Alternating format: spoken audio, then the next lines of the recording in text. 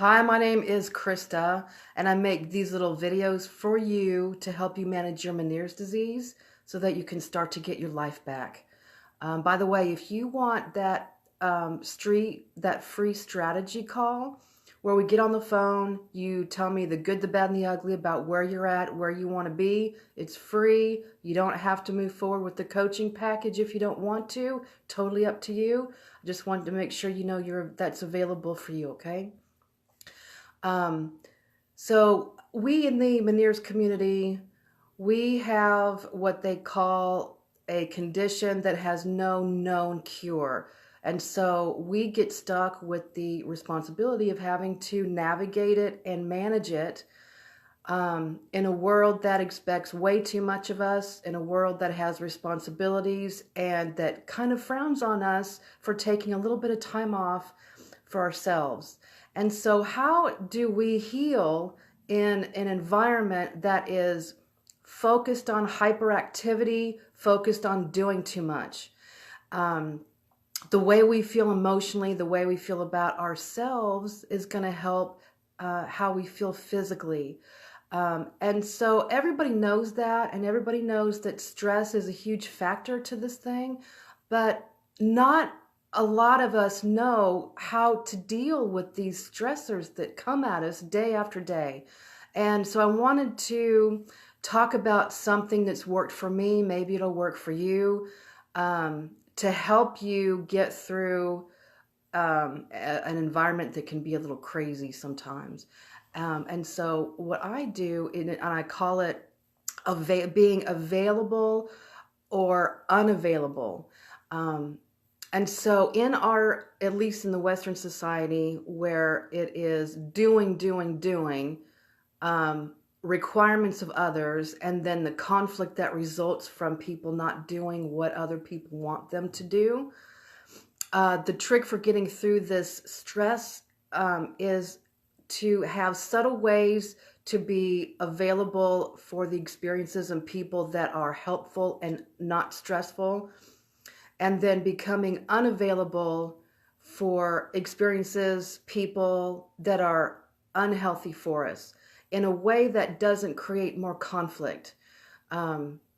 You can't really go into work and tell all of the experiences and all of the people, I am not going to take this anymore. It's stressful. My health can't take it. You can't really do that without having pushback from people around you. So what you do is you're looking far out from you.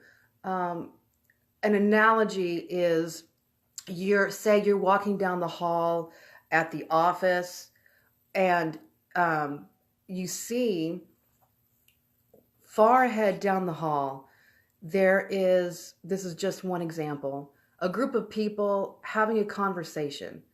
And when you pass by those people, you're going to have to acknowledge them in some way, but you don't want to get up in that conversation because it could be a conversation about somebody else. Gossip is the biggest way that you can get pulled into stress without even noticing, because you want to be polite to those people and you end up getting pulled down into this conversation that's about somebody else. You feel like a bad person. You spend the next 3 days freaking out about it. That's stress.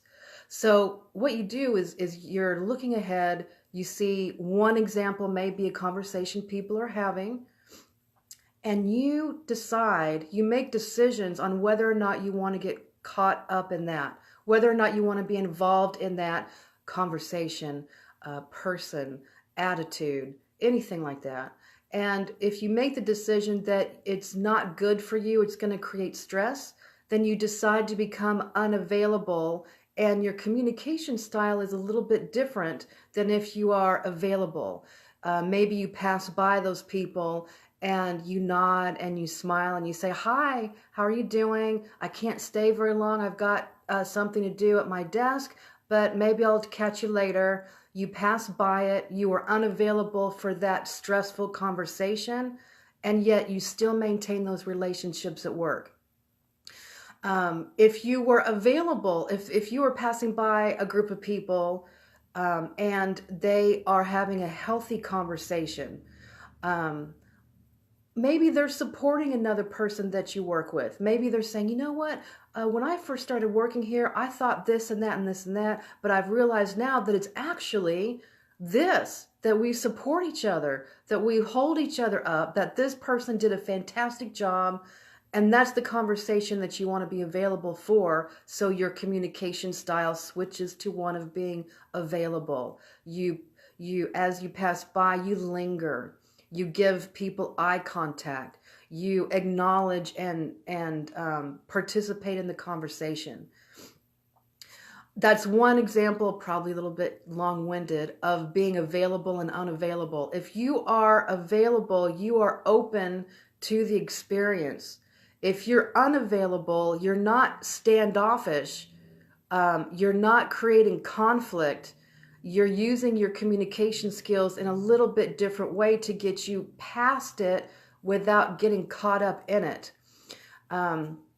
It's kind of like going through the whole thing with lowering stress, helping to create a sense of well-being is created when we feel like ourselves, when we feel like we're around the right people, having the right experiences. A lot of us don't get to experience well-being because we're constantly getting pulled into these experiences that are painful, but we don't know how to get rid of them, get out of them, get rid of them, get out of them. We don't know how to do that. And so what you go through your life with this sense of, do I want to be a part of this or do I not want to be a part of it? And so you stop letting the world pull you around. Instead, you start to get a long-sighted perspective of how you're going to experience the day. You start out that day, you know what kinds of things, either duties or errands or work or family that you're doing for that day. And your number one concern is you're going to navigate that day in terms of you're going to move away from the stressful parts of it, which includes requirements of others that you can't control, misunderstandings that you can't help, that you can't do anything for. You're going to move away from those kinds of experiences and you're going to lean in and explore and be available for those kinds of experiences that are helpful and useful for you. Because if at the end of the week, if the majority of your experiences are ones that mean something to you, you're going to have a lot bigger sense of autonomy, control. Your symptoms are probably going to feel better because you don't feel like you're being pulled around without your control. And it's this perspective of, this is my day. This is what my day is going to look like. I see through the day and I see potential areas of situations that might pull me into a stressful situation, and I don't want to do that. And so when I get to those situations, instead of falling into them, I'm going to use some subtle communication and walk by it. I'm just going to pass by it. When you're walking on the road, when you're walking on the sidewalk, you don't step in the holes in the sidewalk. You see them coming and you step around them. But for some reason in living, we forget that because there's some unwritten rule that we're supposed to do and feel the way other people expect us to do and feel. And at the same time, we're having to take on responsibilities and work a job and be there for our family when we feel bad inside. It's an emotional situation that we're not given a blueprint on what to do with this thing.